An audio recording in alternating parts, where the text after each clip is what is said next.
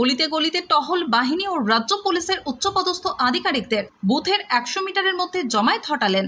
ধমক দিলেন বুথের 100 মিটারের বাইরে বিভিন্ন রাজনৈতিক দলের একাধিক লোকজন নিয়ে বসে থাকা শিবিরের কর্মকর্তাদের। পথ চলতি সাধারণ মানুষকে জিজ্ঞাসা করলেন তারা কী কারণে রাস্তায় বেরিয়েছে। বিষ্ণুপুর থেকে মিলন পাজার রিপোর্ট, MBS নিউজ।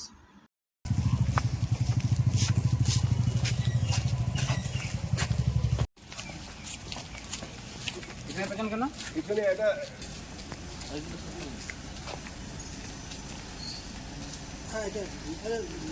বলবি তো হ্যাঁ আপনারা কোন বুথের জন্য বলছেন?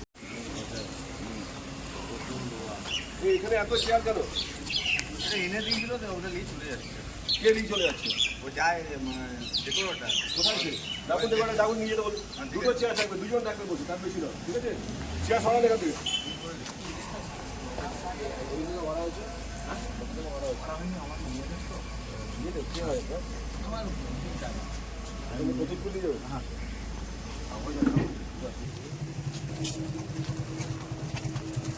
দাদা আপনি ওপাশ থেকে আসছেন?